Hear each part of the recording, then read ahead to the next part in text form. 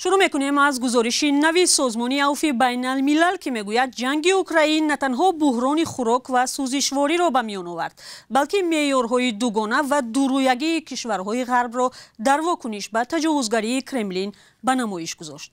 در حالی که کشورهای اروپا و امریکا در خود را بر روی پناهندگان اوکراینی باز کردند، این درها برای گریزه‌های جنگ سوریه، افغانستان، لیبیا یا هایتی بسته شدند. این کشورها همچنین از سیستم آپارتایدی اسرائیلی ها ضد فلسطینی ها یا چینی ها ضد اویغورها چشم میپوشند.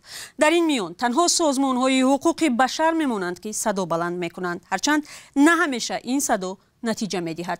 امروز 5 سازمان حامی حقوق انسان از مقامات تاجیکستان خواستند روزنامه‌نگار بازداشت شده خورشید فاضلوف را رها کنند. همکارم میرزانبی خالقزاد با ما در استودیو است. میرزانبی، حالا خورشید فاضلوف در کجا نگهداری می شود؟ به چی گمانبر است و سازمان ها مشخصاً از حکومت چی خواستند؟ سلام بینندگان گرامی. بله زرنگیز، حالا بر اساس اطلاعی که دسترس کردیم، خورشید فاضلوف در بازداشتگاه شهر خوجند نگهداری می شود و پروندهش را مفتشان کمیته دولتی امنیت ملی تاجیکستان تحقیق دارند. برادری او خوشبخت فاضلوف روز 28 مرد، یعنی همین روز، به ما گفت که با مادرش او را آخر هفته گذشته دیدند و کمی لاغر شده است، ولی از سلامتیش شکایت نکرده است. خورشید فاضلوف 37 ساله از شهر پنجکین برای رسانه‌های محلی مطلب می‌نوشت. نزدیکانش میگن او را برای دعوت برای سرنگون کردن ساخت کنستیتوسیونی گمانبر میدونند که از 3 تا 8 سال زندان را در نظر دارد. معلوم نیست که مقامات با چی دلیل نسبت به او پرونده باز کردند. خودش نپذیرفته است، ولی 5 سازمان حامی حقوق انسان نیز گفتند هیچ دلیل روشنی برای در بازداشتگاه ماندن خورشید فاضلوف اعلان نشده است. آنها از حکومت تاجیکستان خواستند به عهده‌داری‌های بین المللی خود صادق بماند و از تعقیب روزنامه‌نگاران دست بردارد.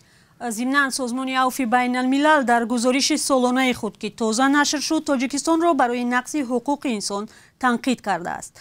میرزانبی، دلیل های این سازمان برای تنقید مقامات تاجیکستان چی بوده است؟ بله زرنگیز، ببینید دقیقاً امروز از سازمان عفو بین الملل یا امنستی اینترنشنال در گزارش سالانه‌اش تاجیکستان را کشوری نموده است که 30 سال باز از جانب یک خانواده اداره شده حقوق انسان در آن پیوسته نقض می شود. این سازمان در گزارشش تاجیکستان را به دلیل سرکوب اعتراضگران در ولایت مختار کوهستان بدخشان، حبس و تعقیب فعالان و ژورنالیستان، راه دادن شکنجه در بازداشتگاه و اخراج پناهجویان افغانستانی و وطنشان تنقید کرده است. عفو بین الملل نوشته است که سال گذشته فشار بالای روزنامه‌نگاران افزایش یافت و به طور بی سابقه روزنامه‌نگاران بازداشت زندانی کردند. حکومت تاجیکستان در گزارش آخر سال گذشته به سازمان ملل سببی از کشور راندن پناهجویان افغان را رعایت نکردن قانون‌های کشور گفت. تاجیکستان هنوز به گزارش نوی سازمان عفو بین الملل واکنش نکرده است، ولی در گذشته مقامداران همین حکومت چنین گزارش را یک جانبه نامیدند، هرچند دلایل مشخصی آنها را رد کرده نمی‌توانند.